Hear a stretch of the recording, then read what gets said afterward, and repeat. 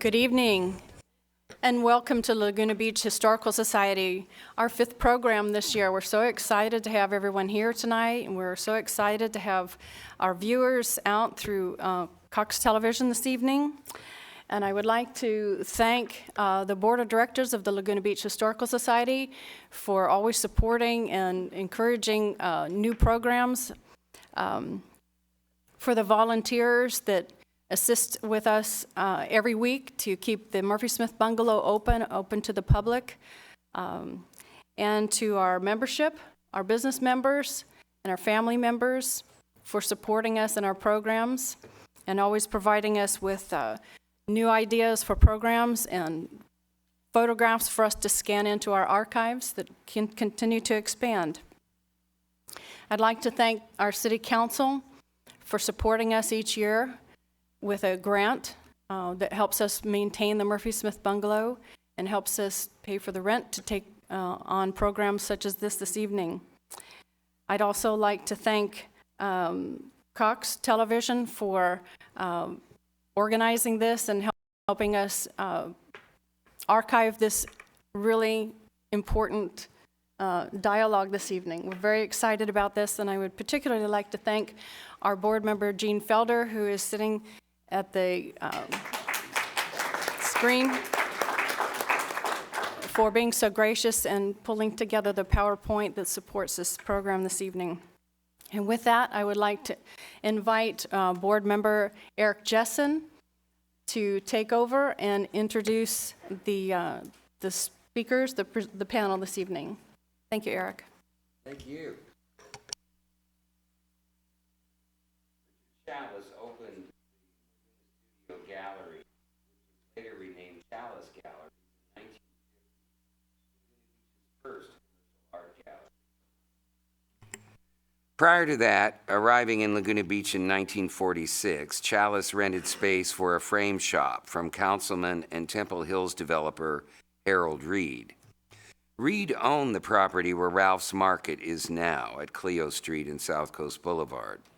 The first paintings displayed were by Laguna impressionist Virginia Woolley. According to former Mayor Ann Kristoff, Laguna home companion, at the time, Reed ran an ice house and a fruit and vegetable stand.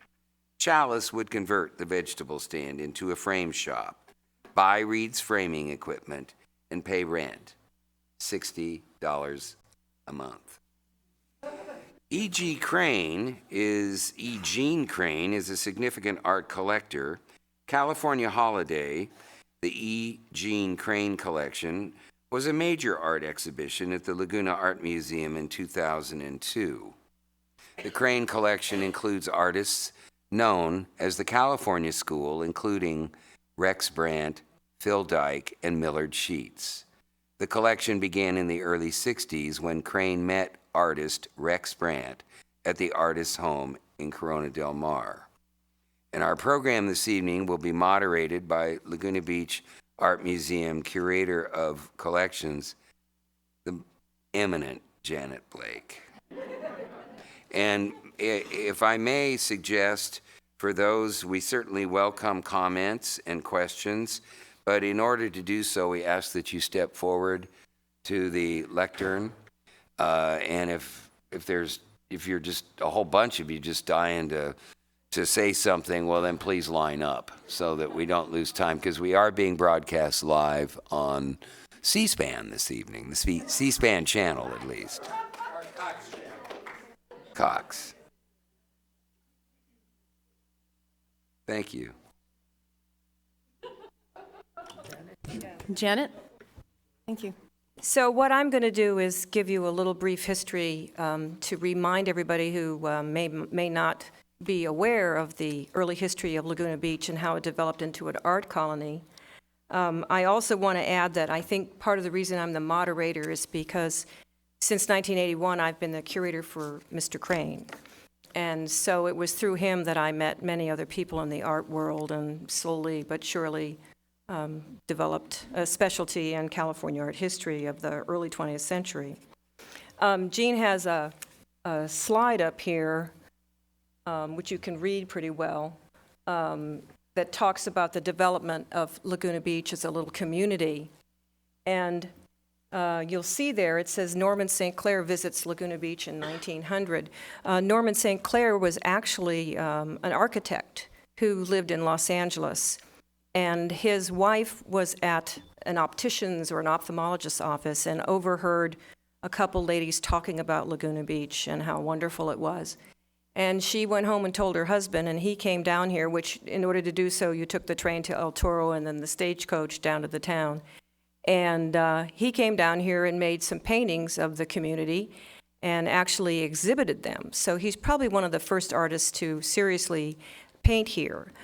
However, we have learned that as early as about 1894 and 95, William Went and George Gardner Simons came out here to paint. And in fact, in 1903, Simons built a little studio cottage on lots that he'd purchased with his father. And for many years, Simons went back and forth from New Jersey to Laguna Beach. So that was the picture of Norman St. Clair. By 1915, Laguna Beach was pretty firmly established as a mecca for artists. By that time, Frank Kuprian lived here, Anna Hills lived here, William Swift Daniel did. Other artists had little studios that they'd come down to from the Los Angeles area, and they included Benjamin Brown, Jean Mannheim, Donna Schuster, Franz Bischoff.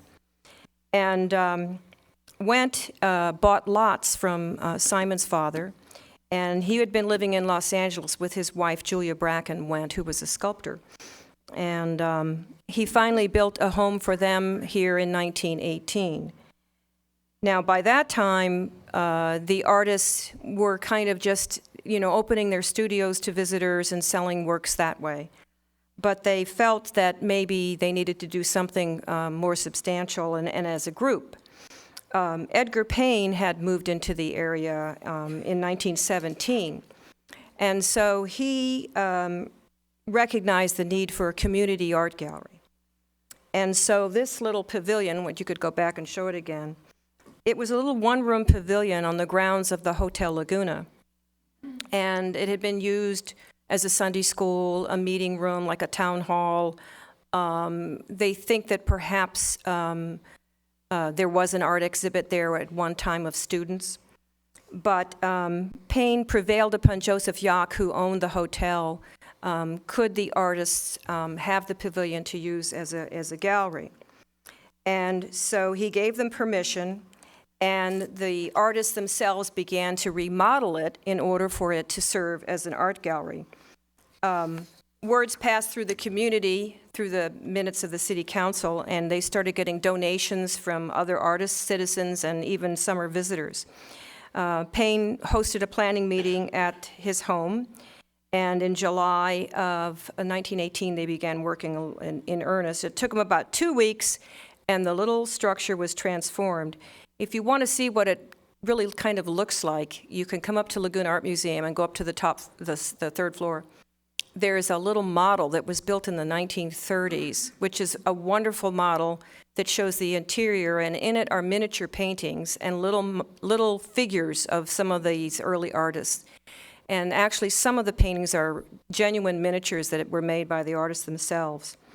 The way they remodeled it was that they took out the windows along the sides, popped up the roof, and put the windows up there so it served as a skylight. Then they boarded over where the windows were, and then they covered it with some kind of paper and so forth. And they wired it for electricity. And Payne's wife, Elsie, who was an artist herself, made a hand-lettered sign that simply said, Art Gallery, which was installed out front. The total cost of this remodel, anybody out here who's a builder will appreciate this, was $300.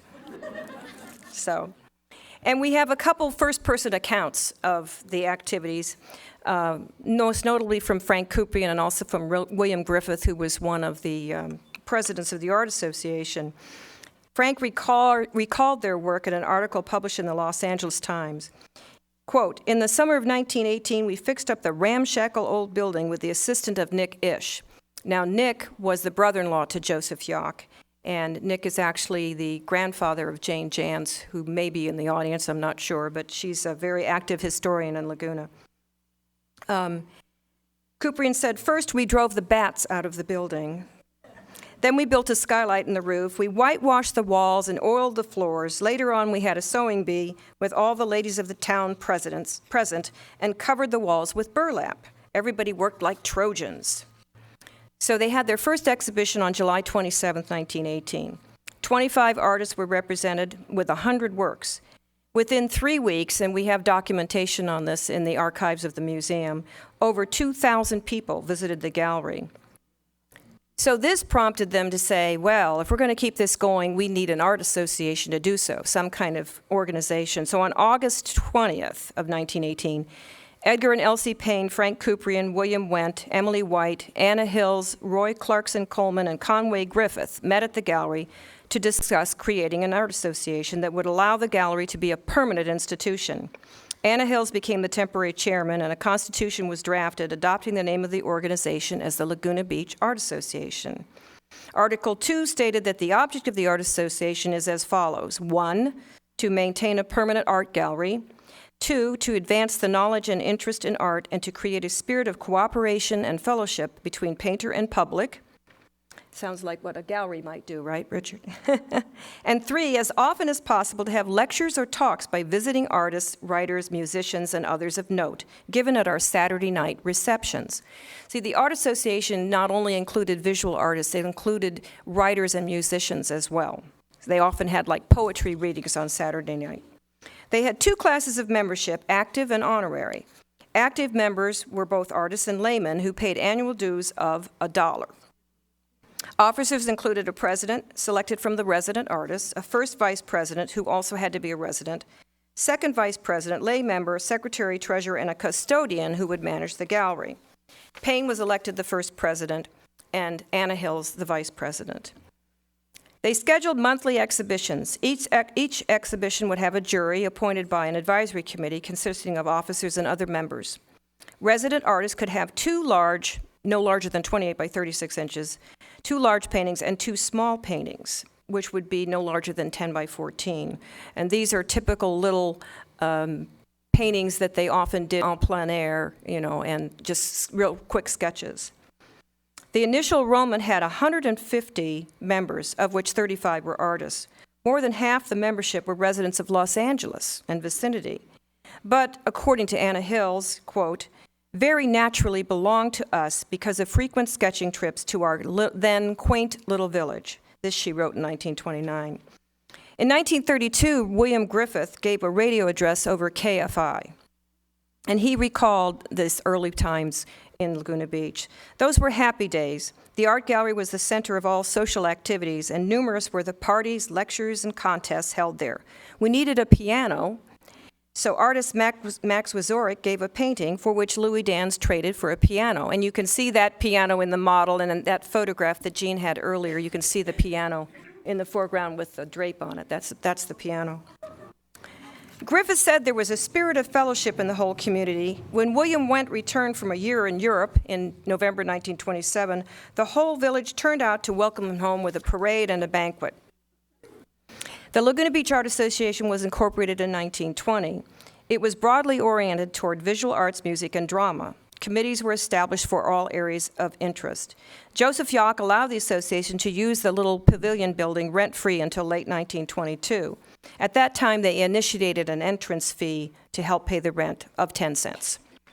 The curators or custodians were volunteers, and weekly receptions were held on Saturday nights. Kuprian later recalled, just getting back. That's a fast-forward hint of what's coming. Anyway, Kuprian said everybody realized the gallery was the cultural center of the community and that it must be supported. Everybody worked for it without animosity or argument. Each resident took his turn as a volunteer curator. Every Saturday night was open house at the gallery. Lagunans groped their way down the narrow, dark streets, lighted lanterns in their hands. On cold nights, they brought their own oil stoves. Even on the stormiest of nights, a few of us plowed through the mud, stoves and lanterns in our hands, and kept the gallery going in case anyone should wander in. We were determined to keep it going. We knew what it would mean to the future of the town, and that's a very key statement. The reputation of the artists and their association grew quickly. As prominent residents, the artists were active in both shaping the economy and helping direct the growth of the community as an art colony. The little village now had more than its natural beauty as an attraction for tourists. Tourists knew they could easily avail themselves of what the artists had to offer, both at the gallery, which I may remind you, they did sell the work, and in their studio homes, which they often opened to visitors in the summer months. More artists soon moved into the area. I discovered a letter in the archives from William Griffith to William Went, in which he said to him, "I trust you took advantage of Umbrella Week." And maybe somebody here remembers what Umbrella Week was. "Hot days we had and made snappy beach scenes. Wish summer were over and rain in sight to freshen up the hills and dust-bedraggled sycamores." I should correct myself. I believe that was Went writing to Griffith. The city's Chamber of Commerce, established in the mid-teens, made a decision to foster the artist identity for the community, emphasizing beauty, culture, and high class of people who visited. They specifically did not want to have a pier with a Ferris wheel and that kind of activity. They were going to be a more cultural community. Laguna Life began publication in 1915. By 1921, it was dedicated to art and nature. The paper often reprinted articles from East Coast publications about Laguna Beach and its artists. In 1924, there was an article in See America First called The Artist Mecca, and it stated that Laguna Beach Art Association was one of the most important groups in the West. Membership open to all art lovers, and all artists who are members and who at some time have painted at Laguna may exhibit their pictures. And of course, by the way, the exhibitions that they did have were juried. They did have jurors. They would select 3 people to be jurors, and so the paintings had to pass the jury to be exhibited. The art gallery was open from 1 to 5 p.m. every day except Christmas. Cash prizes were awarded for each monthly exhibition. Every August, beginning in 1920, they had an anniversary exhibition. The art gallery guest books have signatures of visitors from all over the United States and Europe, and these two are in the archive of Laguna Art Museum. The association also took very seriously the importance of arts education.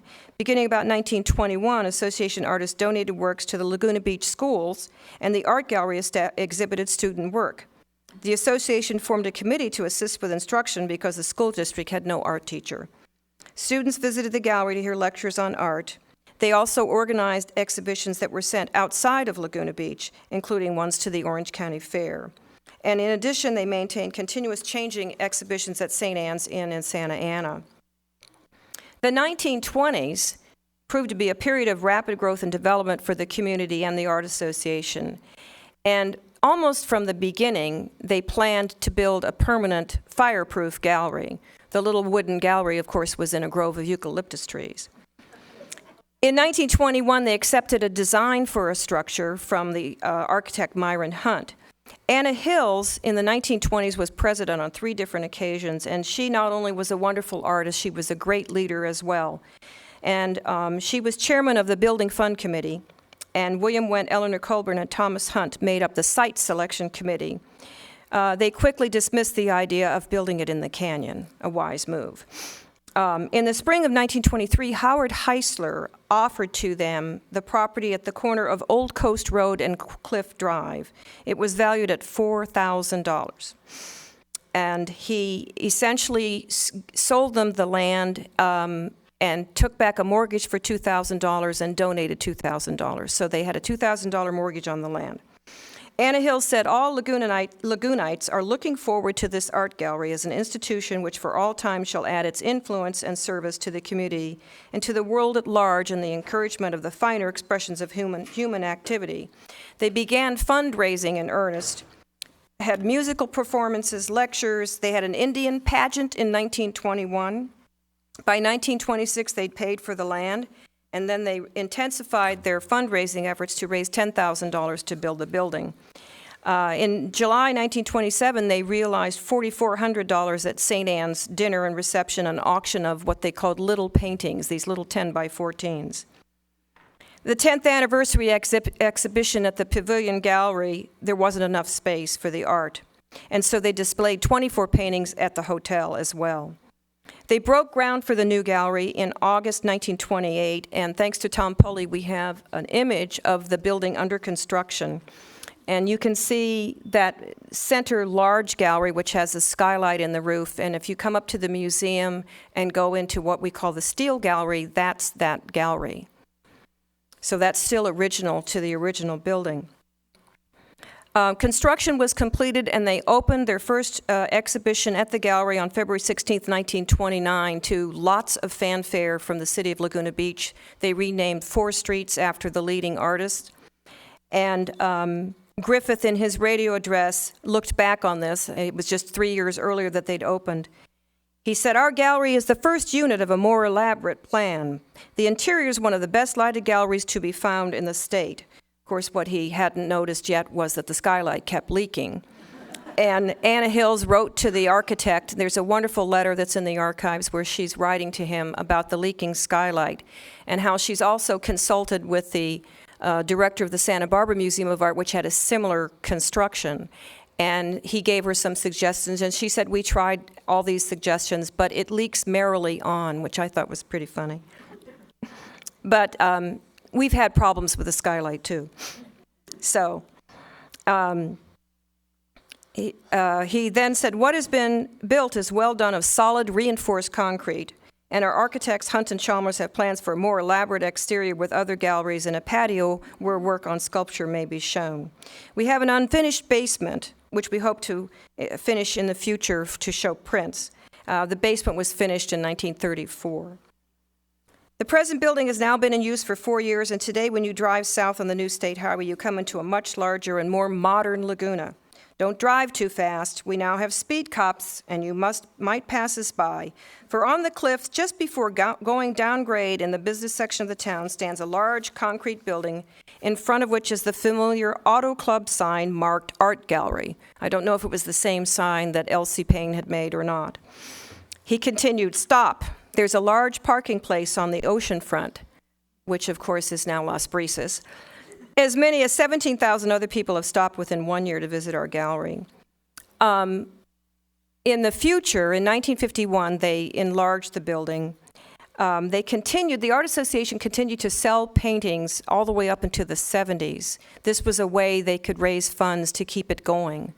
And it even sold paintings after they had changed the name in 1972 to Laguna Beach Museum of Art. In 1985, the name of the gallery, now museum, was changed again to Laguna Art Museum. And of course, in the fall of 1986, they opened the very elaborately remodeled building that you see today.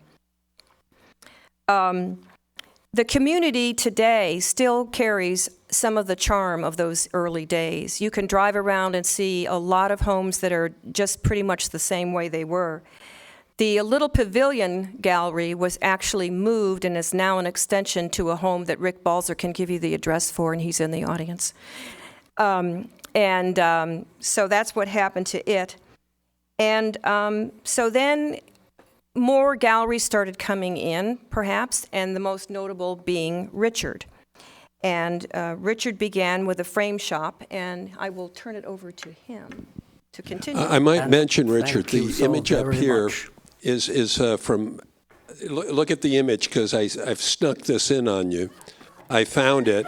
So this is the Rose Bowl float that Harold Reed was responsible for making? Yes, it was Harold Reed that got me into this business. I'll enter right into the fact that I came from England, obviously, and I had been a staff officer at Kensington Palace Barracks, and took the first Pan American plane I could get, which took about 9 months to get a seat on it. It was one of those beautiful Constellation planes that Howard Hughes had in his line, and it seated 56 people. Now, wasn't that nice? And when I arrived, I found the aunt to whom I was going to visit was extremely ill. She had osteomyelitis, and I had planned to go to college, continue college. I'd only done 2 years of college in England before the army took me. And so I decided to stay in Laguna. One of her friends was Harold Reed.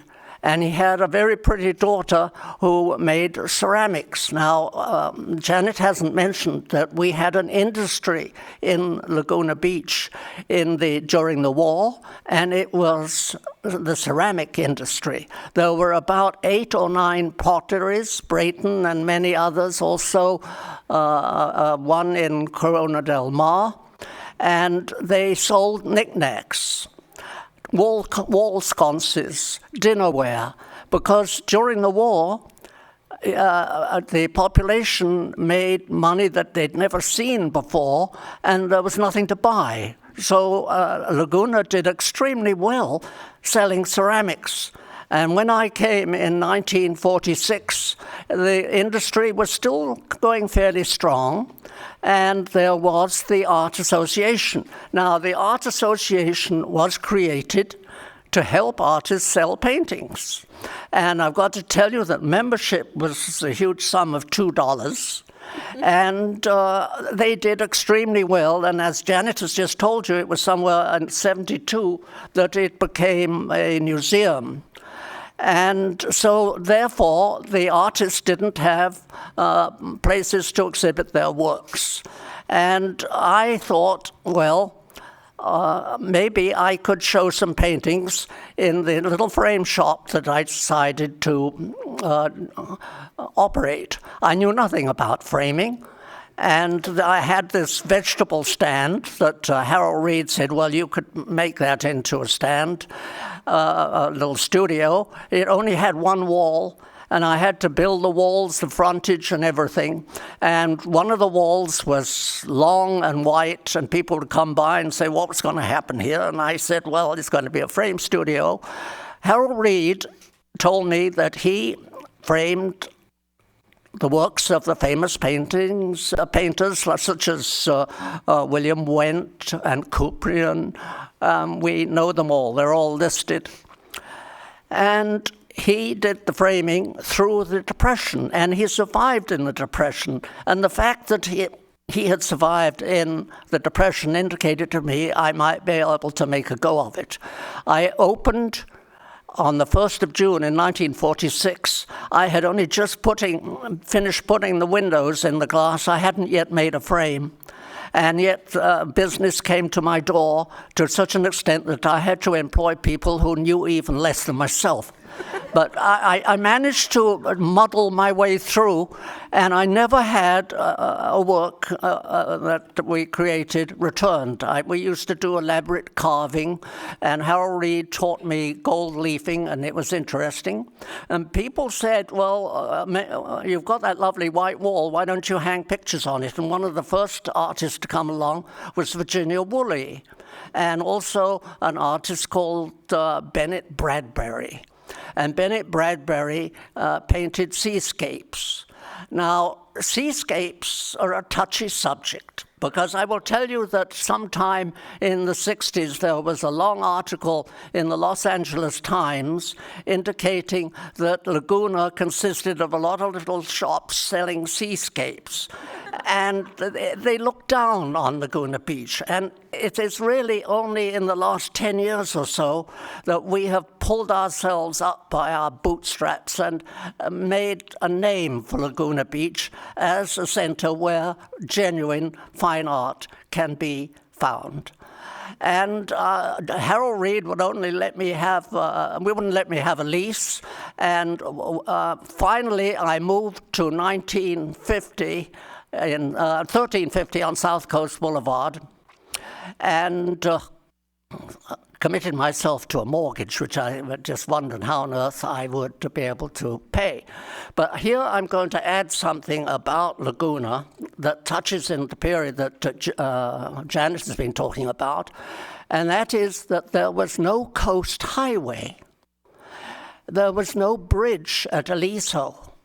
The bridge at Aliso was built in 1926, and then they started excavating. And if any of you know my old gallery, you'll know that you have to come up about 14 steps to the natural level of the land, and the road was excavated down to the level that it is now, where it now sports the infamous ex-Boom Boom Room and the Coast Inn.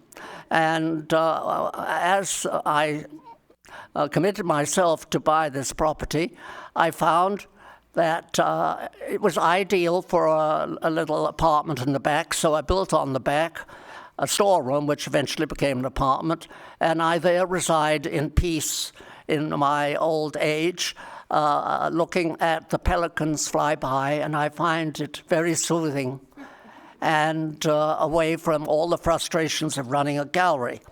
I closed the gallery or tried to change its ownership in 1984.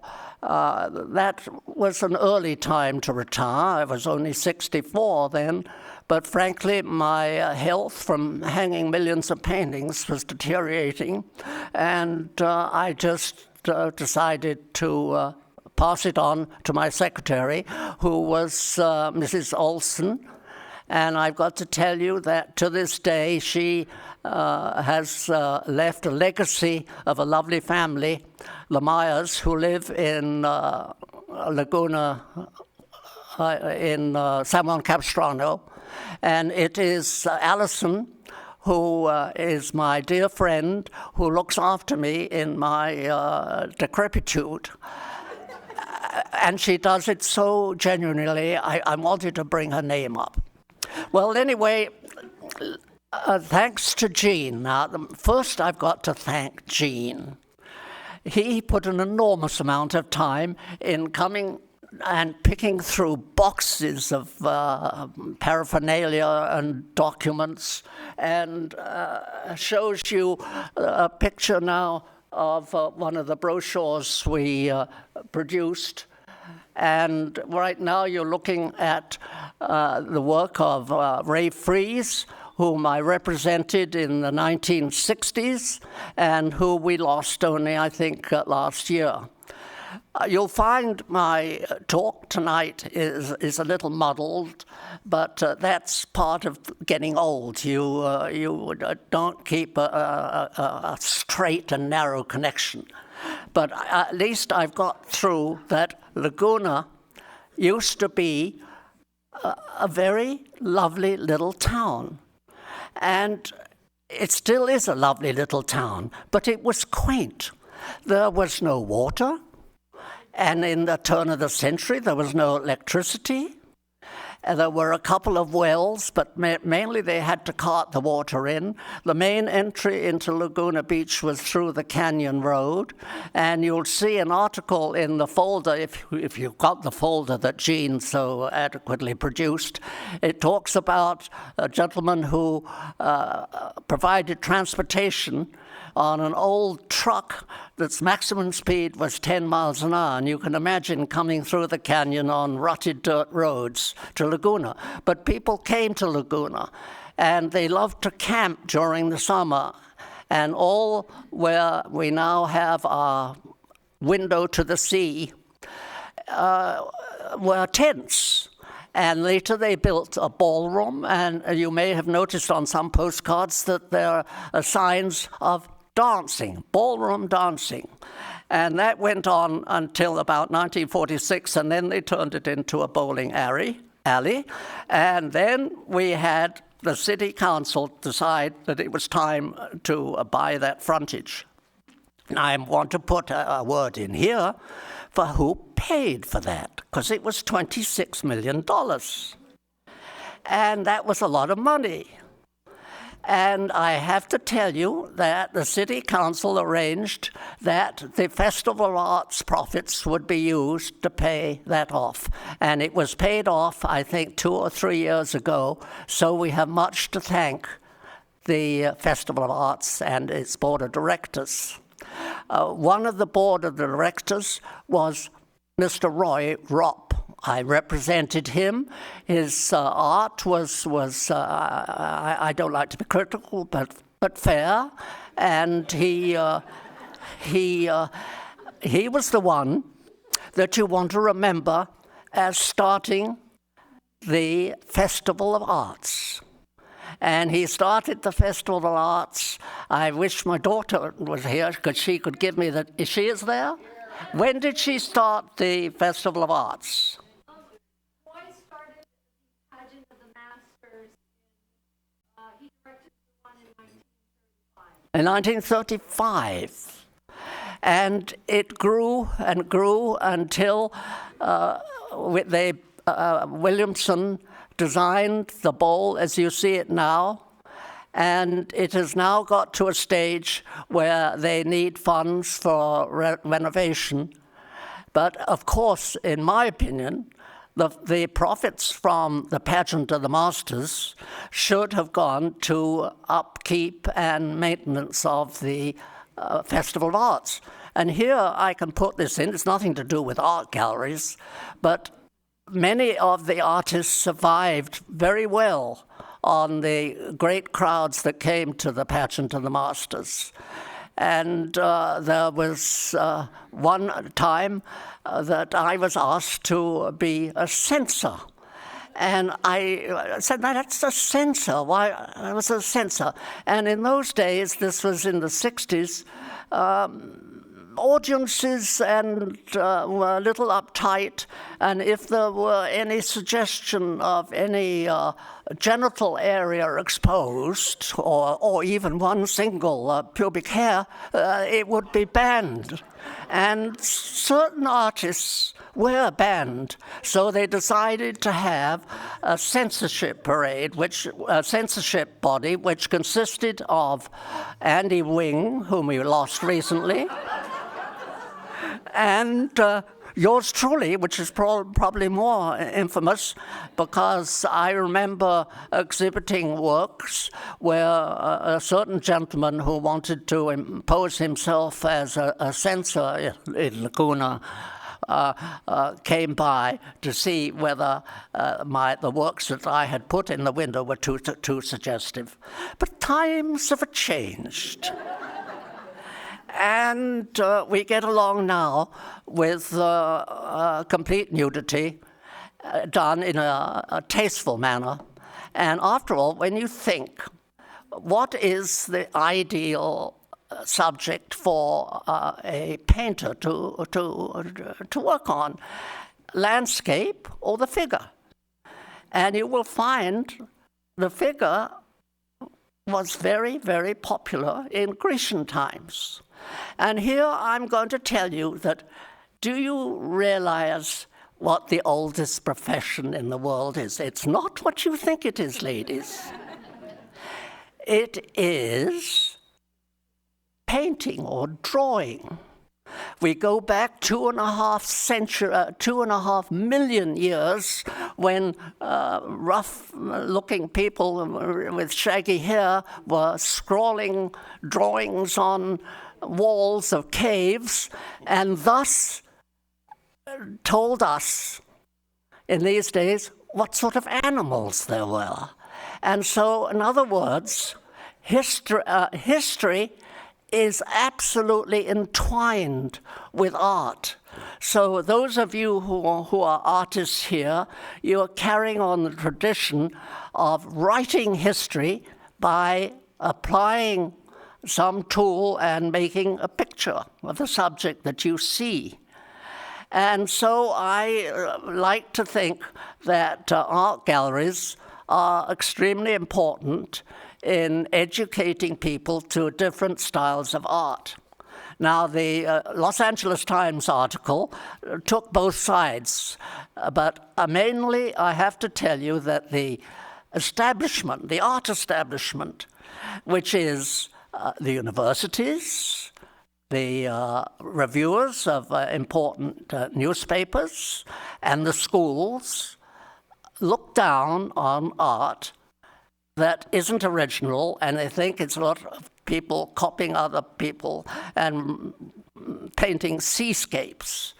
And so really Laguna got quite a bad name, even though it had one of the finest galleries in 1928. And not only was it fine, very wisely, it was built a fire-proof structure, and it did wonders. And as I mentioned, it was only $2 to be a member, and entrance was free. Isn't that so, Janet? Well, they did, pardon me, they did charge something because Oh, they they started did. having They did. expenses, yeah. Well, they had to raise funds, and thank goodness during that period of time, here in Laguna, it was a lovely little town of 4,500 people. We're now talking about early 46, 45. There were a lot of people coming to town, especially those who'd been on service in El Toro and wanting to live in this town. And gasoline was 23 cents. And there were, get this, 10 automobile dealers in Laguna Beach. Now, would you believe that? Including Alan, who is still in business in Laguna Niguel. And we even had the Hudson Agency, which was on the corner of Crest Street. And we had numerous gas stations, 4 down on Broadway, 1 at each corner. And we also had a market at Crest Street, and the Hotel Del Camino, is that the one on Crest Street? I'm bad at names at this stage of my life. Had a pharmacy, and across from the pharmacy was a Safeway. So Laguna was a pocket city. We had everything. We had 5 hardware stores. And things have changed so much, but still it is a beautiful city. And I have here a note from a gallery, DeRue's gallery, that is so delightful and so expressive of what this town is that I'm asking you to allow me to read it to you. This is DeRue's Fine Arts, who offer works by Joseph Kleitsch, who, in my opinion, was the finest painter that ever crossed these lands. A local gallery is offering works by Joseph Kleitsch. He died in 1931, born 1881. He was Laguna's best artist, in my opinion. I tottered down to Bluebird to buy the $50 book published in 2007. Dee, my daughter, wanted it for the pageant collection, met the owner, looked at the prices. His Kleitsch's were priced up to $80,000. And now let me tell you the story of the auction that took place in 1953. He died in 1951, and his wife just shut the studio door, which was a mud floor, and just let his paintings rot. And she died penniless. But anyway, the then Art Association run by Ozzie Jackson was his name? Yeah, Ozzie Jackson. Yeah. He ran the auction, and the auction of 124 paintings sold for $5,012.24. Average $41 each. Now, let me go back to the present day, and we'll find midway in 1929, before he died, he was represented by the Stendhal Gallery in Los Angeles, very respected gallery. And he had a sale there, a one-man show. In 1929, of course, that wasn't a particularly good time, and sold nil, no art, none at all. And then later, luckily, the museum accepted quite a few Joseph Kleitsch's, and I also bought, I think, 3, which were in poor condition, and I restored. And then I decided that we better have a Kleitsch exhibition at the Festival of Arts.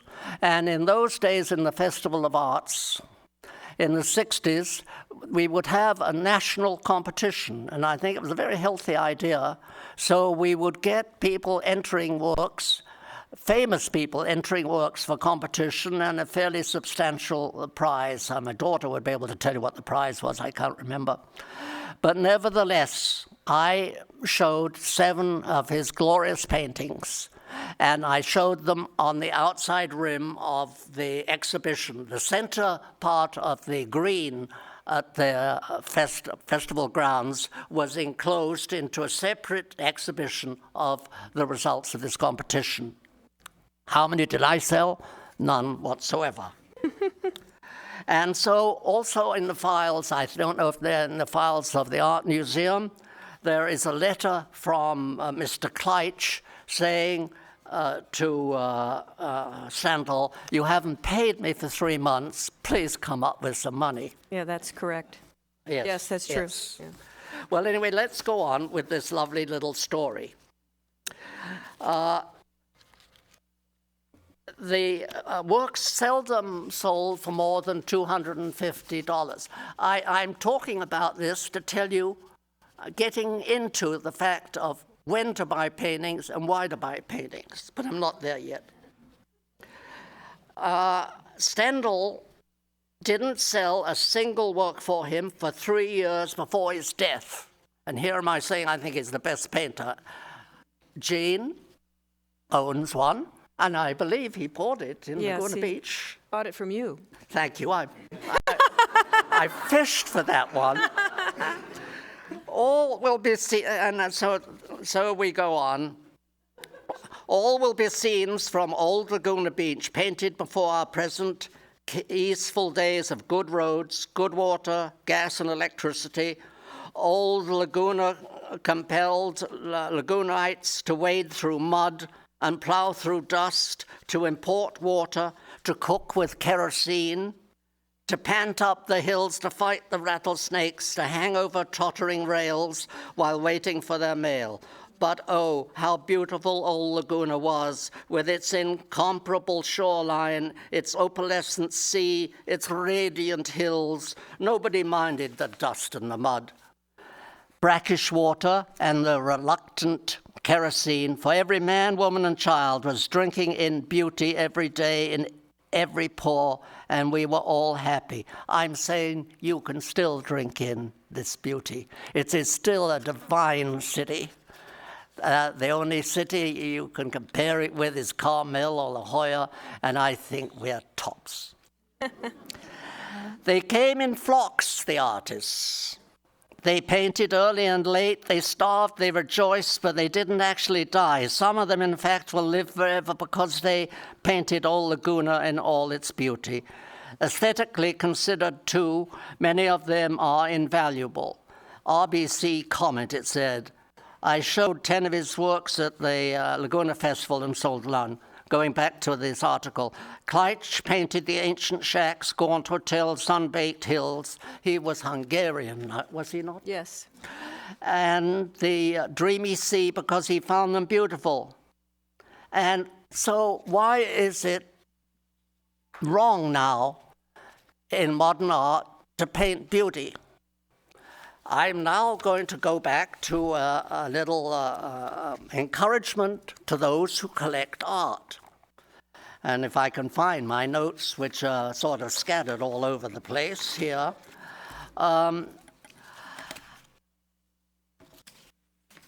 Just take me a moment or two. Well, anyway, we'll go on. You know, while you're looking, I could... Picasso, $105 million. $105 million. Just recently,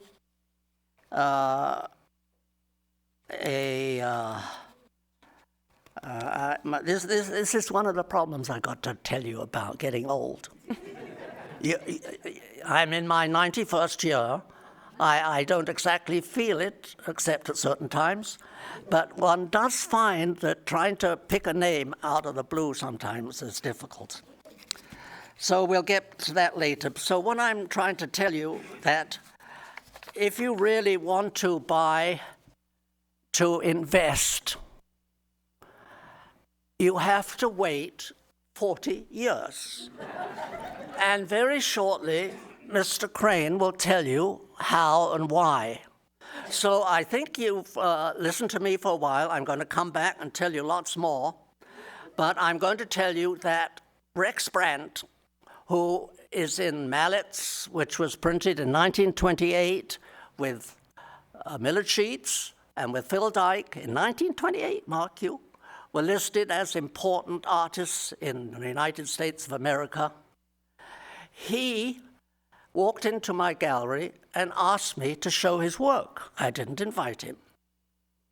And he, in turn, brought in Bill Dyke, George Post, Robert E. Wood, all great artists, but watercolorists. And I got to love watercolor, so I became some sort of an authority on watercolor. And so I'm now going to hand my this dissertation, which has gone on long enough, to Gene, who's going to tell you how he met Rexford Brandt. Yeah, well, before I start,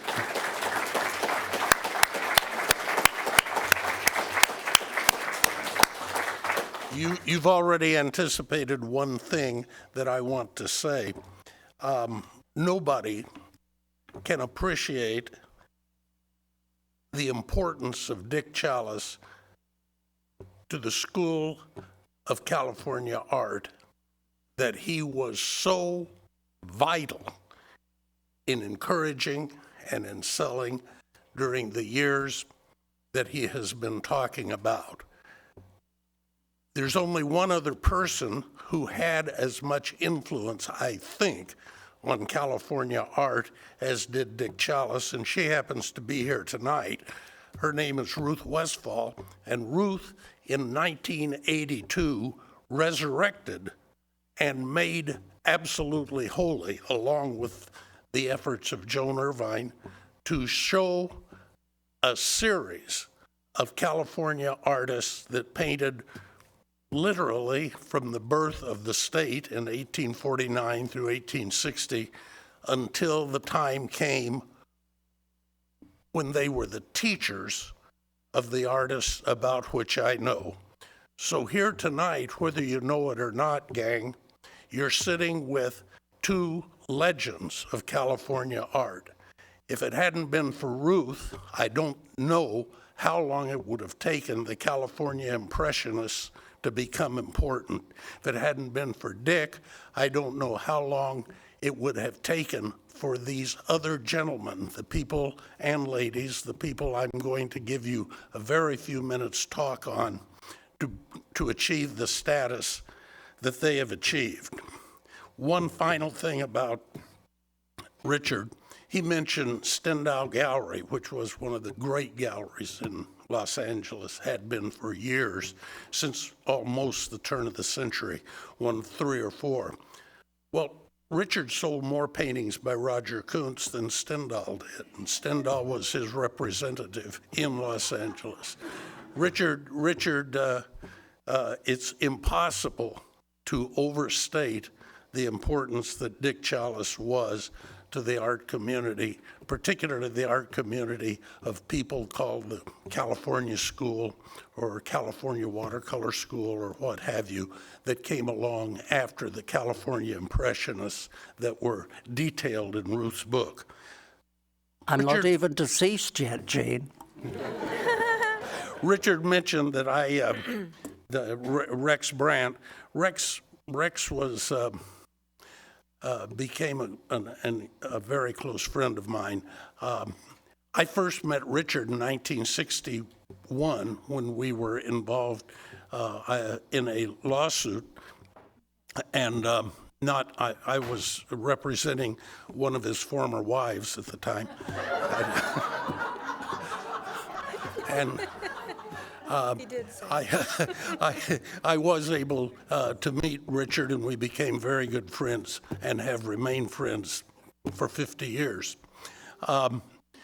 Rex, I had no background whatsoever in art, none. I I graduated from law school in 1958 and worked for 2 years at a place right across the street from the Art Institute in Chicago, which is one of the world's great art museums. I didn't make very much money as a corporation lawyer, so I would spend some time at the Art Institute.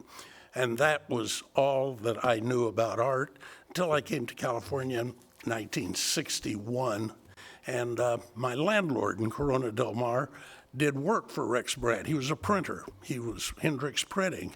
And I admired some of Rex's pieces on his wall. And he said, why don't you go over and see him? Well, I didn't have enough sense not to. So one Saturday about 1 o'clock, I just went over because I was told where he lived at the end of Goldenrod by the footbridge. I went over and knocked on the door, and Rex came, and I spent until 6 or 7:30 that night just talking with him, not knowing anything about art, but learning a great deal about people. I found that I wanted to know more about these artists. I hoped that it might be possible to get to know them better and to talk with them and to deal with them and to interact with them over a long period of time if I bought their damn paintings. So I would buy paintings from them hoping they would talk to me. I had some connection with Pomona College. I was a graduate of Pomona College, and many of these people, Millard, Phil Dyke, and a number of others, Roger Kuntz, Bob Wood, all of those people had a lot of connections with Pomona and with the Claremont colleges, so I used that connection. And I want to tell you that as well as these people painted, they were not people who were perpendicular in their approach to life. They were great thinkers. They were great philosophers, great poets, great writers. They had all kinds of terrific compositional ideas who chose a paintbrush and a sheet of white paper and some pigment to express their genius. These people were fortunate in one sense. And you say, well, Crane, how can you say they were fortunate? They came to life really in 1929 to 30 to 40s, and then the war came along. Wasn't there a big depression going on? Yes, there was, a huge depression, but somehow it didn't affect these people because they had gone on to art school, and then right out of the blue came Hollywood and the Mouse Factory. Disney would hire anybody, and so they all had jobs. They all worked, and they were all happy, and they were all young, and they were all in their salad days. And what they did, and what was important to me in what they did, was capture California before World War II and immediately after World War II. You got to remember that in World War II, when it came around, we not only had El Toro, as Richard mentioned, but we had Santa Ana Army Air Base, we had naval bases, we had Marine Base in Pendleton, we had Army bases in Los Angeles, we had just tons of service personnel coming through California. So Costa Mesa, which in 1942 had 1,000 people in it, Laguna Beach had maybe 4,000. Newport Beach had maybe permanent residents of 5,500. After the war, the people who were killed fighting said, I don't see any reason really to spend a winter in Buffalo. So back they came. But what had happened in the meantime, these artists who began their work in the late 20s and worked on until probably the late 70s, had captured California in a way that it was. And they captured it, in my view, by use of the medium of watercolor. Watercolor was perfect for California. Watercolor captured the air, the ocean, the sunlight, the sunshine. Why, it how else would you want to paint this lovely Shangri-La that didn't suffer the Depression as much, at least in these artists' minds? They were very, very, very talented people, and they would work for the studios during the day or at the colleges and the universities. They all had either university, college, or other jobs in education, or they worked for the studios. And in the weekends, they would go out and paint. I only met Emil Kosa twice.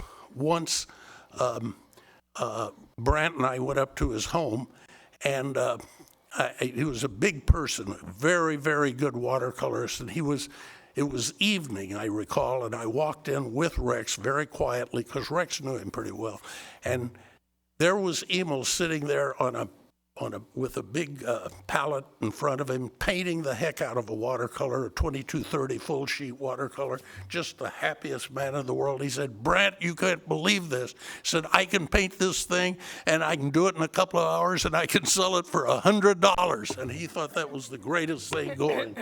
And the only other time I saw him was when he was dying. Rex dragged me along up to his place in Brentwood to see him, and he was laying on his bed, and I'll never forget the occasion because Rex made the proper goodbye statements, and I was quiet.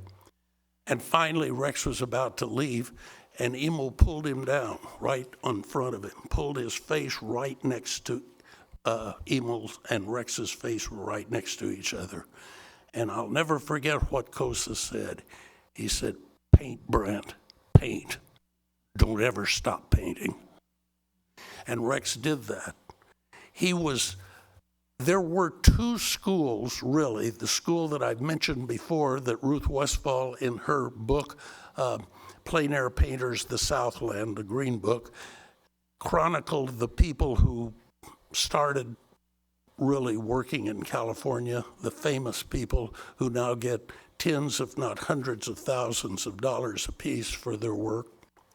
And behind them came the group of people in whom I have developed an interest.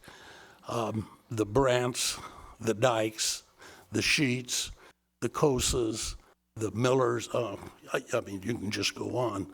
Milford Zorns was the oldest. They were all born in the very early 1900s. Think about that.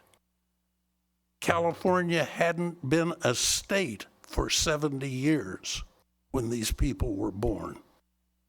They all went into their work, into their salad periods in the middle, late 20s, and painted through the 30s, painted landscapes, painted all kinds of things using the perfect media for painting, although I don't want you to get it wrong. They were all very skilled in other medium, oil, but basically they captured what was the essence of California in the days of their glory. They captured that essence using the most appropriate medium available for it. West Coast, watercolor. You want to go to the East Coast? It's cold in the winter. You pull your coat up over you and you paint oil paintings. Out here, the sunshine, the ocean, particularly the ocean before World War II, glimmering, classic. And these people were perfect to doing it, for making the paintings that they made. It's kind of interesting when you consider that California is not really a very old state. The founders of this, of the artists that I collect, they used mostly watercolor, and they came to be known and accepted really as called the California School. And it was highly regarded throughout the country. The leader was Millard Sheets because, frankly, he had the LA Times, and Tony Anderson and Arthur Milliere, the art critics in his back pocket. They loved his work and praised him to high heavens. But they also praised Rex's work. Rex had a two-person show with Birchfield, who was an internationally known artist. His wife, Joan Irving, one of the most lovely people I've ever met, had a two-person show with Andy Wyeth.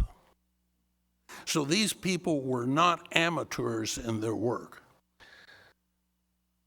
They had a school, but it was really a school without a campus, without any kind of a doctrine. It was just a school of people, young people, people in their 30s, 40s, and 50s, who liked each other, who gloried in the success that the others would have.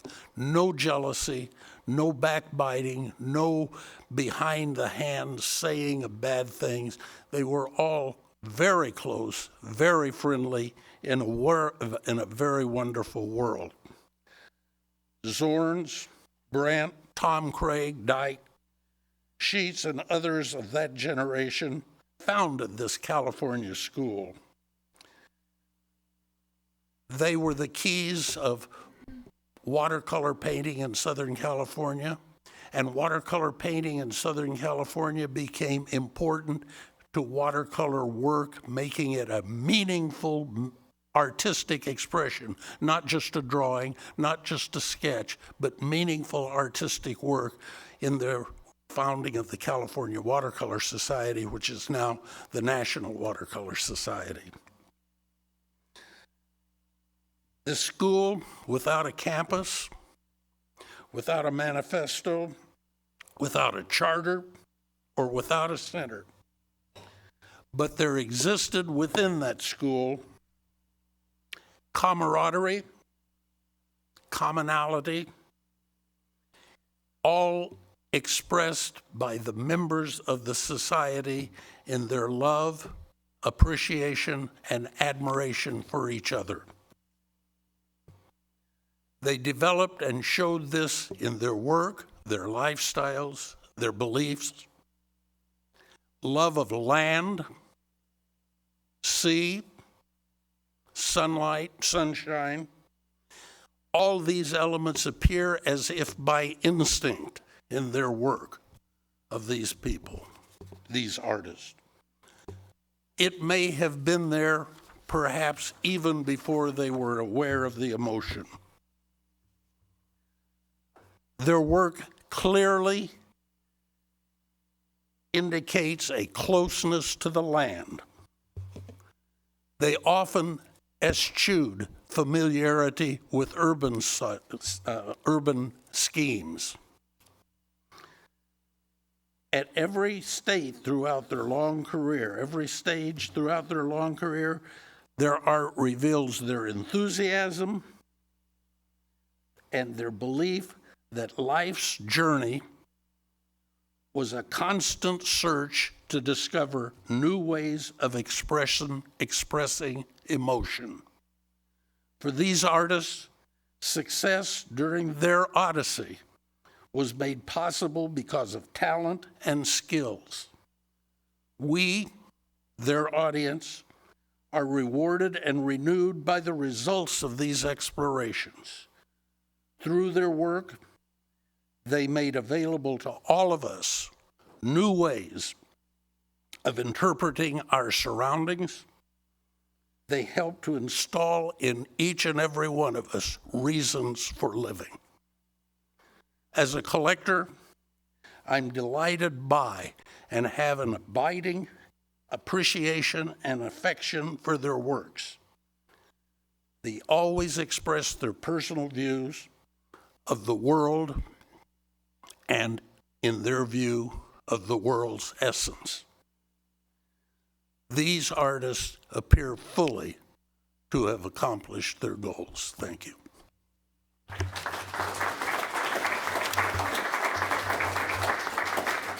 Jean, I don't deserve those beautiful remarks, but I thank you from the bottom of my heart. I just want to continue now I found my list for expensive paintings, those millionaires out there who want to buy in today's market. Liechtenstein, 42.6 million. It consisted of a sketch of a face with a phone to the ear. Warhol, as you know, famous for his Campbell's soup. 23.9 million. Modigliani, only 2 weeks ago, Modigliani, 68.9. And here I go back to my theory that the human form, especially if it is displayed in a somewhat risque manner, Modigliani would do that, but his abstraction was totally delightful, and he's one of my favorite painters of all time. But anyway, going back to art in the old days, do you know what is now used instead of the year of our Lord, A.D.? It is the Common Era. So, in other words, we use now B.C.E. means before the Common Era, and the Common Era is that of Jesus Christ, and it's sort of a shame that it is being lost, and a lot of people don't even know, but now you do know what that is. Just going back to Kleitsch, because I keep talking about it, he was also represented by Stendhal at the Ambassador Gallery. And he sold Kleitsch's for $250. Now they are cheapest, I think, probably about $60,000 to $80,000. Yeah, some of the portraits are the lowest price. I don't know if Jean will permit me to say this, but it is public knowledge, if you know, that the Anderson essay with Jean is in the Smithsonian. And therein, 10 years ago when this interview took place, he owned 1,000 paintings. Now that's a lot of paintings. And the person who looks after them and lists them and has them probably all on computer is our Janet here. Yes. And a marvelous job it must be. How do you keep them in good condition? Do you mainly in storage, special storage? Well, you know, Gene is a collector who doesn't want any of his art hidden away. So he has as few as possible that are hidden away, and many that are on view. He loans them very generously to close friends.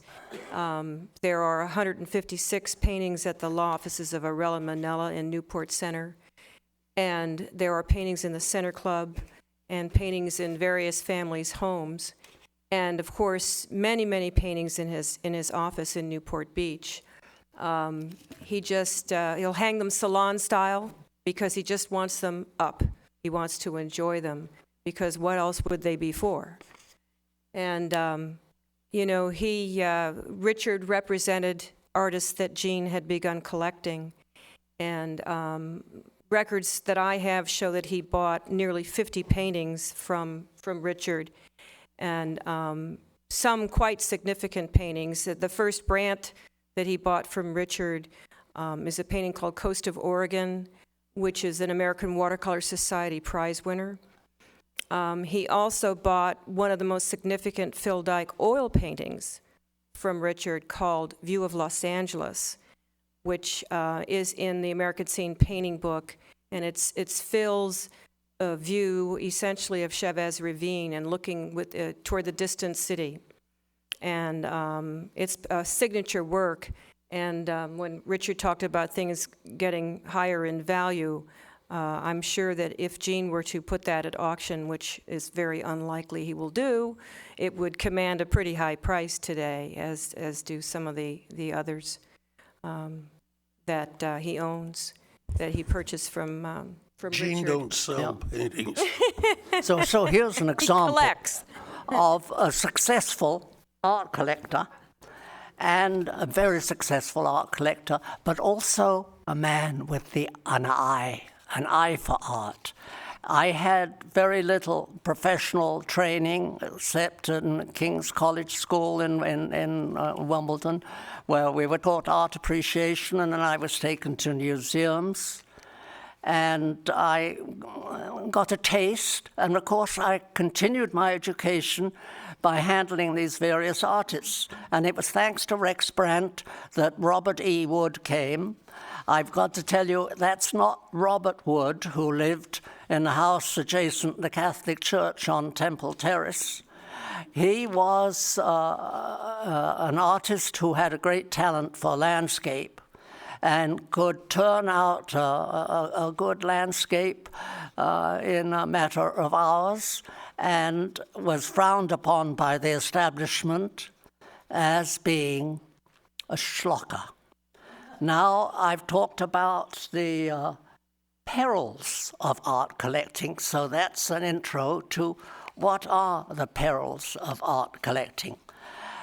It's a mistake to buy art just because you see masses of other people buying that same artist's work. It's a mistake to buy art because you think it's fashionable. It's a mistake to buy art for over the sofa.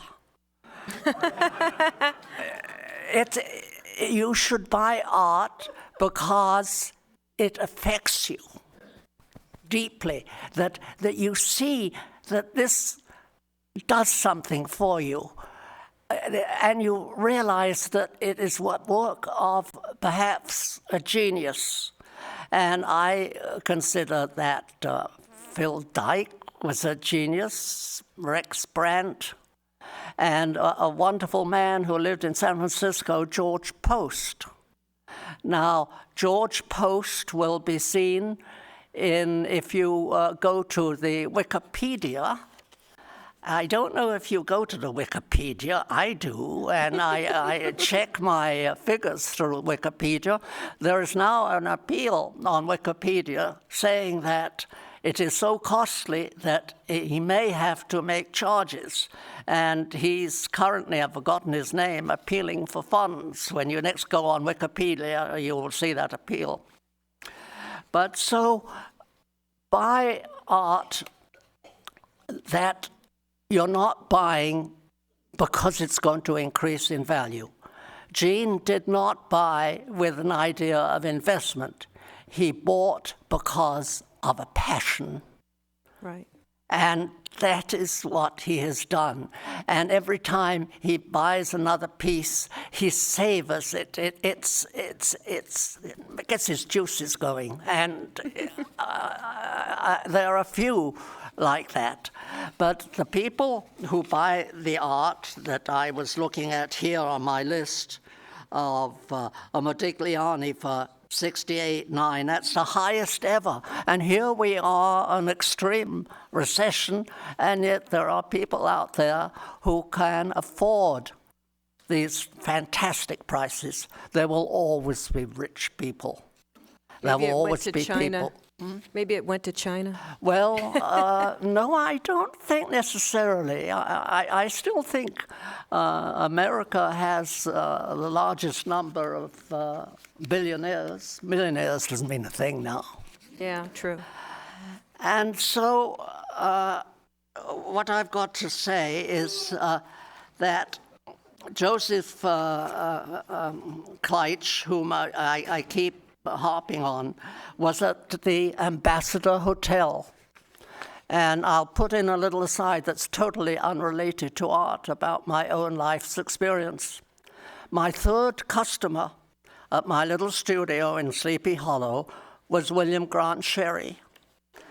And William Grant Sherry came in one day and wanted very elaborate framing made, which was far beyond my capability, but I muddled my way through. And he said, "Oh, you've got to come and meet my wife." And I said, "Oh, fine, I'll come for cocktails at 6. So I went up to 1991 Ocean Way and entered this lovely old pseudo-Tudor house right on the ocean. Went downstairs and met his wife, who at that time was knitting and taking a sip of scotch between rows and sitting on a stool, and it was Betty Davis. And I was then invited to dinner and then invited to squire her sister, which was a lovely experience. And she was a wonderful lady. She didn't get any credit for Betty's success. She was Betty's slave. And, but anyway, at that time, this was in 1947, was invited to all the places, and one of my memories of almost being important was dancing with Betty Davis at the Rainbow Room at the Ambassador Hotel. And we'd go to places like Ciro's, and it was quite a different world then. But nevertheless, I became a sort of a family retainer and had to go and meet her at the San Bernardino railway station because she hated to fly at that time. But it is extraordinary how you Turner Classic Movies, which I enjoy because it reminds me of my youth. And there she is, still one of the most famous actresses who lived here in Laguna for, about 4 or 5 years. She paid $80,000 for that house. She put another $60,000 in it and sold it for $84,000. So that tells you that she wasn't a very good businesswoman. But I, being a friend of William Grant Sherry, who later married the nursemaid, and it's very interesting to know how Betty selected her nursemaid. We had a lovely stationery store on Forest Avenue, and there was a young woman of 21 serving there, and Betty went up to her, and she liked the looks of her, and she said, "Would you like to look after my 1-year-old child, Beadie?" And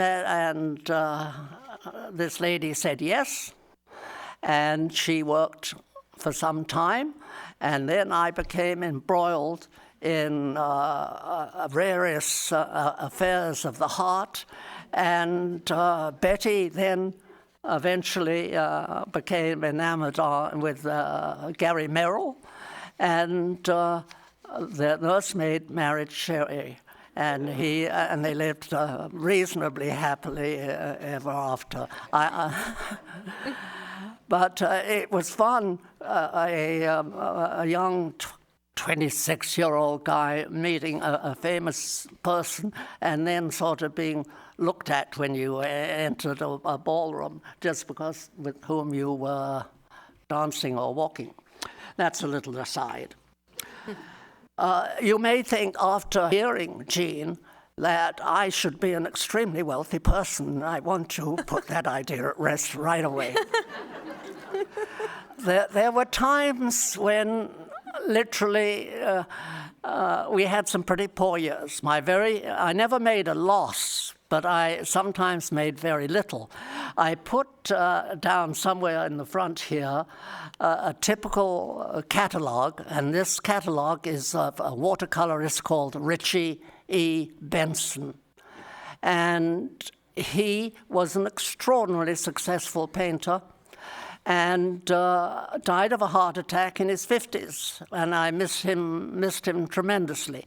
He would paint for me 130 paintings at least, put them in a large van, and with his wife drive down from Mercer Island, that's in Washington State, and drive day and all night and all day and deliver these 136 paintings, and I will tell you that nearly everyone sold.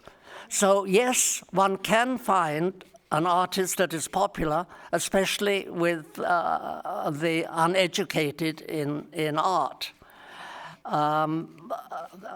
I feel that some of the very modern painters, and we talked about Warhol, it's more a fashion to own the work of a very famous painting, which means what makes an artist famous, and that's one word: promotion. And I promoted in my small way to an audience that was, say, middle class, and to whom I extended credit with no interest, and produced these expensive catalogues. And that particular catalogue that I've left there for you to pick up, which will give the address of the old gallery, which is now called the Esther Wells Collection. That was one of my big mistakes. When I put 36 years of work into that gallery, I put an ad in the Los Angeles Times that Richard Chalice was retiring and offered his gallery for sale or lease. In the Los Angeles Times, the publication was 1.3 million. How many returns did I get? 2. And one of them was from Esther Wells, who had a gallery in Calabasas and also had one on Catalina Island. And she came in and she insisted on having the Esther Wells sign put up, which threw away all the product of building confidence in the clientele. But when she came in, she didn't buy the place. I just handed over the gallery as it was, with its mailing list, which was most valuable, and also the what I used to call the Holy Bible, which was the list of all the buyers and the artists and the name of the painting sold. And she threw away most of my files. But then the Smithsonian asked for my records, thanks to the recommendation by Tom Enman, an earlier director of the Art Museum. And I was able to supply them with a certain number, and Jean Crane's entire interview is there at the Smithsonian. And so she got the advantage. But I cannot have recriminations, because she's now in that studio in the sky, and I can't say bad things about her. But the gallery is now run by her then assistant, who is Charlie Ferrazzi. And I have to give her a compliment or two, because she runs the gallery when I had a secretary and 2 or 3 helpers. She does it alone. But you may say, how on earth does she do it? Well, there isn't the business now. And she still puts on shows. She put on a show for another watercolorist that we haven't mentioned tonight, who is Gerald Brommer. And Gerald Brommer lives in North Hollywood, and I found his work in a gallery in Pasadena when he was a more contemporary artist, no, a more modern artist. He abstracted and made cubistic forms of his landscapes. He's now gone back to more realism and literal landscapes. But he is 83 years old. He still travels around the world with students, training watercolorists, just as Rex Brandt did. And he taught thousands of students through his school on Marguerite in San Juan, in Corona del Mar. No, yeah, Goldenrod. On Goldenrod, Yeah. Goldenrod. You know, I was thinking that looking at the time and everything, maybe some people in the audience would like to ask questions. Well, Might stimulate Janet, if more. I may at least clear up this thing about, I said there were perils. Okay. Because I just tossed the idea of this title to Gene, and he took it up, and then the printer accidentally put an apostrophe after "it's," not realizing that I wasn't saying "it is." I was just referring to "it's." But these little things get in the printer, and that is why it's so important to proofread. But anyway, I had problems with a big 5,000 edition of an article I wrote on David Roberts, who was a famous lithographer who went to the Holy Land before the coming of the photography for outdoor use. There was the wet plate, and the wet plate photography was very cumbersome and very dangerous. But anyway, now just my one little thing about the perils. Don't buy junk art. Now, you may say, what is junk art? I will tell you, Janet knows the painter Italo D'Andrea. He was a genius. He had a great, great art. I haven't got a picture of his here. That happens to be Will Foster, who was very famous in his time. But anyway, he would paint seriously and enter shows. And one of the most important things a young up-and-coming artist can do is getting together a curriculum vitae that has teeth to it. In other words, that he's won awards in various competitions, has received honors such as Roger Kuntz did. But that wasn't enough to live on, what he sold. And he lived down in Mexico and was a little too fond of the bottle. A dear man, but just a little too fond. That's where the money went. And so he would paint for a big outfit which had a very large emporium on the ocean front next to the movie house. We won't mention names, but he would paint paintings for them. He would get pieces of tempered masonite from the lumber company, 12 inches by 24 inches. He would line up 30 or 40 in a line, and then paint in the foreground, and then the background, or then an interior, and then a pot here and a pot there, going all the way down. In other words, mass producing. And how much did he get for each work? $4. And by the time it was framed, it was sitting there in the window facing the ocean at $175. So you can see how some businesses in art, especially when they deal in mass production art, that is a peril. Don't buy it. Buy a print by a master rather than a junk art. This same thing is going on right now in China, and there are companies importing genuine oil paintings on canvas, probably on not even on linen canvas, probably on cotton canvas. You don't want to buy a painting on cotton canvas, by the way. It doesn't last. You should always insist that your favorite artist in oil paints on linen. And so there are bad things. So you are not going to buy, I'm now talking to those who would be buyers, you're not going to buy because of fashion. You're not going to buy because other people are buying. You're not going to buy because it fits in with the decor. You're going to buy it because you like it and you love it. If it increases in price, as has, all we have to do is to look at Gene here at his enormous success. Not through a desire to make money, because he's a very successful attorney. But because he just loves the stuff. But he's been well rewarded, and he will reward those that come after you, won't you? Yeah, and you know, this slide that's on the screen right now is a party at Gene's house. This was taken at Gene's house in Emerald Bay. And as we see on the left is Millard Sheets. He's the only one I failed to get in my gallery because he was tied up with an important gallery in Laguna Beach. And then there's Gene, just looking a little younger. When was this taken, Gene? 20 years ago? I think 1840. 1840, okay, right. And then Phil Dyke, who was my favorite painter.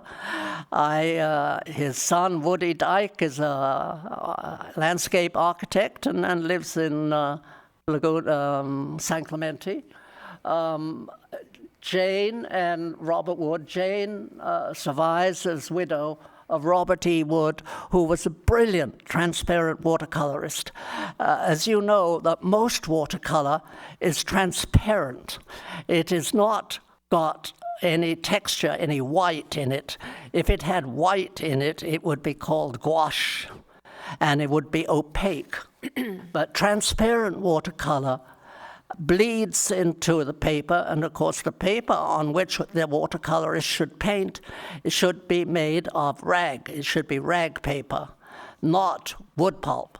Wood pulp, as you know, eventually stains, goes brown.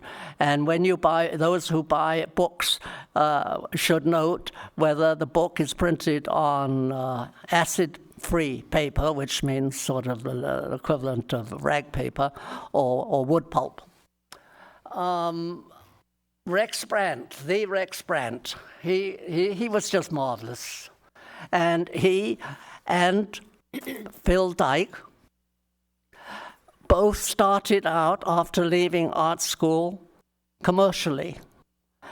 Rex Brandt started out as being the main illustrator for Ford Times. Phil Dyke worked with Disney on Fantasia. Remember that glorious movie? He did a lot of work there. And they were eventually able to break free and have a sufficient income from art sales. But as you have heard, art sales were very poor in the 30s and 40s.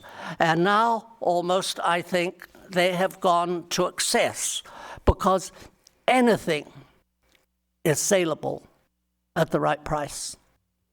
So am I saying that artists are charging too much? Yes, I think that they should adapt to, call them sketches, shall we say, and still offer the buying public an original artwork at a more reasonable price. Nowadays, you walk into the galleries here in Laguna. For instance, the Kleitches for sale here in Laguna start at $80,000. And the Kleitch sale at, as I told you, at Casa Camino in 1929 sold nothing. So the bad things are buying for the wrong reason. And so now we can get away from the lie factor and return to... Richard, we got to stop now. People are leaving. We've talked too much. Well, I think we do want to at least afford an opportunity for anybody who might have a question. Yes? It wasn't a question. Richard, I wanted to let people know how much you did for the charities in Laguna in always being the auctioneer for art auctions that we would have, Children's Hospital of Orange County for a couple of years. And also, you appraised my paintings, of which I had a Roger Kuntz, who I adored, and I got it from the bank. Anyway, so that, and I have Ray Fries, etc. And after Raj died, you called and said, Barbara, I'm going to have to tell you, you're going to have to raise the value on your Richard Kuntz. Anyway, I did come into hard times, had to sell the painting in order to buy a car. And I want you to know, I bought a car with Roger's painting, thanks to you. You are a dear. Thank you so much. Anybody else? I enjoyed doing art auctions, especially for the Children's Home Society. And here comes up a difficult subject. Even 20, 30 years ago, artists, you would say, why do you always appeal to us? We don't make great incomes. We have a tough time making a living.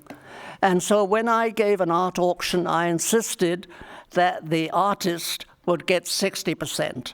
As you know, an art gallery normally charges 40% commission. If you're in New York, they charge 50% commission. But I did insist that the artists benefited at these art sales. I want to acknowledge something to Richard that everybody Could you else... speak into the mic? I'm a little Yes. deaf. Is it turned Okay. on? My name is Barbara Bing, and I've lived here a long time. And when Richard was first having his frame shop, he made 2 frames for me, very, very beautiful ones, for an unknown artist, and I still have them. And I would like to say that they have survived, and they're beautiful still. You did a great job. Thank you. Thank you very much. Those I of- was a those of you may perfectionist, not, so know- I never sent out anything that was bad. But I learned a lot in those first few weeks when literally I hadn't even made a picture frame, and Fern Gary came in and asked me to cut a mat, which was the first mat I ever cut. Before And she Barbara, was the curator. I'm sorry. Yes, I was going to say, before Barbara sits down, I should point out that she's the granddaughter of William Swift Daniel, and she does live in his home, his original home. So she certainly is probably got a wealth of history information that she could share with us at some point in time. Anyway, finishing out the fact that you don't get rich being just an ordinary dealer. You have to go for the high stakes. I fortunately invested a little in real estate, and that is why I live on a little more than Social Security quite comfortably. Thank you very much.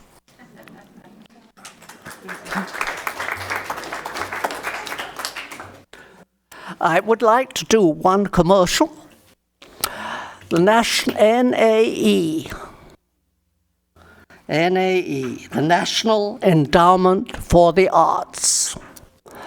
They have a very modest position in the current budget that has been discussed in Congress, and they are asking for, I think, a $3 million increase. And when I tell you that our debt, I want to remind you all, when you spend money, is 14 trillion. Now, do you all know how many zeros there are in trillion? 12. 12 imagine $1 and 12 zeros after it. It is so foolish that our government has led us into such dreadful debt. And I was brought up in Depression times that you only buy what you can afford. I think it probably would wreck the American economy, but it's something I strongly recommend.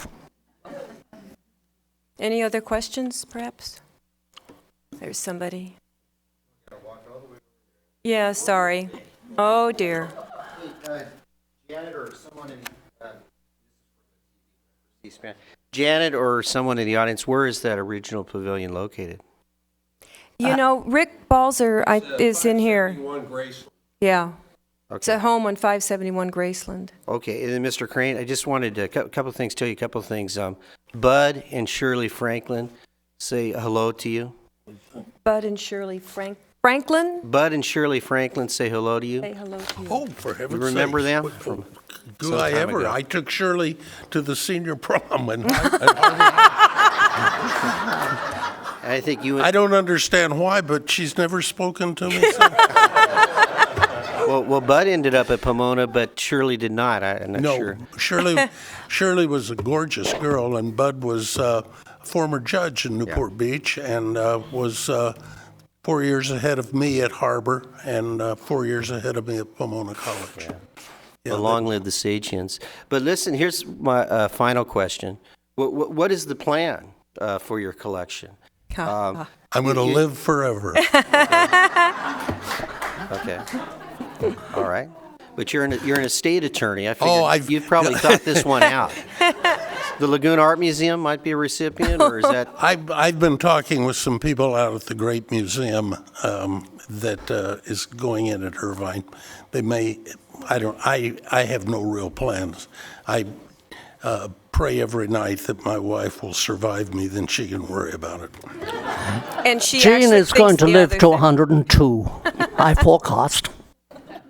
One other little thing that I had here as a note. My first show in about 1953 was I exhibited John McLaughlin's work, and also Leonard Kaplan, you may remember, who had his studio on Glenary Street. John McLaughlin, I had 8 paintings. The prices were $250 to $375. I didn't sell one. They are now on sale in New York at $80,000. So if you can wait 40 or 50 and you're lucky in your choice, you may do well. But I leave you with the thought that it's a lovely business to be in. You meet beautiful people. I was very seldom swindled. I would let people buy paintings on time and take the paintings away. My main idea was to get the painting out of the studio into people's hands, because when they had it, they didn't want to lose it. And so I've got to give one little compliment to Charlie, who comes down from Huntington Beach every day and opens the gallery. And it's lovely to know it's down there and still operating. I was going to interject that, the photograph that you saw of the party at Jean and Diane Crane's home, they had several parties like that. And I came to work for Jean in 1981, so that's about the time I met Richard. And I went to a few of the openings, which were pretty festive openings at his gallery. An opening for Dyke, one for Brandt, and one for Robert E. Wood. And so he did a very good job of promoting the artists and, helping other people learn about them, which is what a good art gallerist should do, is definitely introduce the artists and give all the information that people need to have to make informed decisions about whether to purchase the art. And of course, Jean would definitely agree, and I agree, that you don't buy art as an investment, you buy it because you love it. And that's what Jean has done. I keep hearing all that. Maybe I buy it because I love it now. I don't know. I'll tell you one thing. If you want to buy art, look. Every piece of art you will see that's worth anything is a comparison to something you've seen before. So the more you look, the more you're able to discern which is the piece that is the better quality of the 2 or the 3. You learn. People have the magic eye. I suppose that happens. But I'll tell you, the really best way of looking at art is attending museums, attending shows, looking at great paintings, historically great paintings, and comparing. Your own mind will help you to compare. Don't just, as I said before, the only reason I bought art to begin with was because I almost literally fell in love with Brandt and his wife and Phil and Millard and all those people because they were so incredibly interesting. Just had a world of things to say. I would walk away full of anything and everything but art. I was up with Dyke one time at his home in Claremont on Forbes, and we were talking about that. We were getting philosophy and blah, blah, blah, blah. It was getting kind of. Dyke finally said, Crane, when I get together with you, I talk about great issues and philosophies and all that stuff. He said, I get together with Brandt, and we talk about the price of paint. So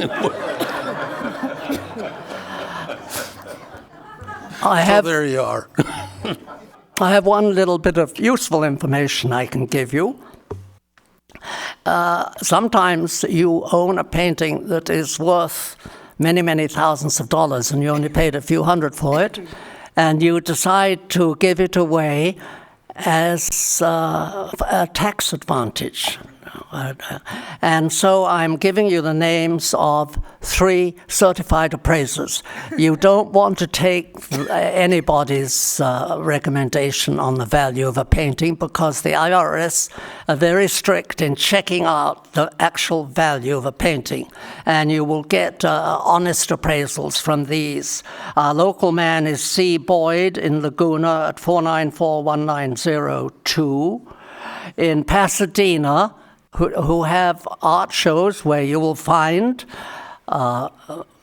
Rex Brandt's for sale occasionally, Phil Dykes, and they say that if the picture has the Chalice Gallery stamp on the back, and it always would, it was very easy to certify provenance. John Moran, that is in Pasadena, 626-793-1933. And then finally in San Clemente, Charlie recommends John McCloskey in San Clemente at 369-7231. And my last comments, as I see we're nearing, nobody seems to be sleeping yet, it's great, is look at the funny side of life. Try to see the ridiculousness of life. We're given anywhere up to 100 years, and then you're gone. And somebody else does all the worrying. So don't worry and don't get stressed. Stress is the killer, and somehow or other, the worrying times I've been through, it's all past, and I worry about nothing except getting back to bed, which is my favorite place. Thanks so much.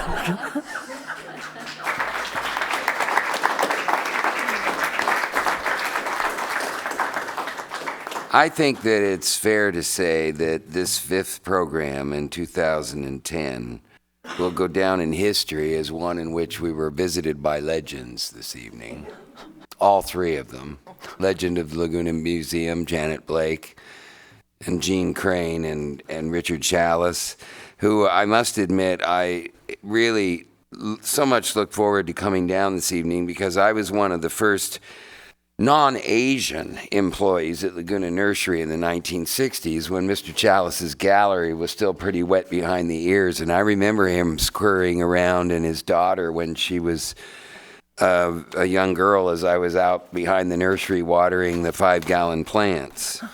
In the audience as well, we have legends such as Mrs. Westfall, who wrote the 2-volume compendium on the history of plein air art in California, as Richard so rightfully pointed out, brought plein air art back into the mainstream of appreciation, and Barbara Bing as well, who came and so courageously spoke at the tall podium this evening.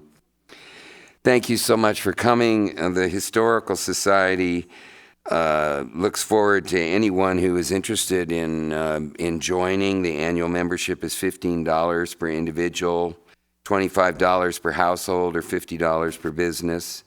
And we're located at 278 Ocean Avenue. We also very much appreciate the City of Laguna Beach for accommodating us this evening, the Cox Communications Company for broadcasting this program, and especially the efforts of Roger Kempler, who was essential in helping to put this program together this evening. Thank you.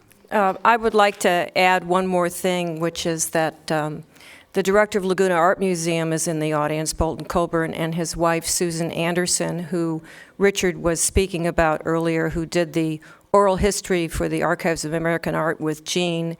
And Susan is a foremost art historian and writer also about this California school group, among others. And if you come up to Laguna Art Museum right now, we just opened actually 5 exhibitions, rather ambitious programming. But we have John Paul Jones, who's someone who resided here and who was a very, very interesting, highly individualistic artist, and I think you'll enjoy that. We have Roscoe Schrader, who was one of the early Impressionist artists here and was the director and long time worked for Otis Art Institute. And upstairs we have signature painters from La Papa, which is the Laguna Plein Air Painters Association. And in our lower level, we have some really interesting take on a modern approach by Sean Duffy. You really have to see it for yourself. We have a Jeep in the lobby right now that belongs to Sean. And also, in our Young Artist Society gallery, we put in the work of John Paul Jones' daughter, Megan. And sadly, Megan, who was very, very talented, died not too long before her 21st birthday from a rare form of kidney cancer. But you can go see those pieces in the Young Artist Society gallery, which is on the lower level. So, sorry, but I had to get a plug-in for Laguna Art Museum, which continues the tradition of the Laguna Beach Art Association. Thank you.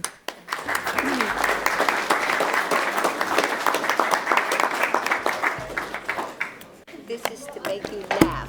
Take it home and You're a dear. Thank you so much. welcome. You sit back.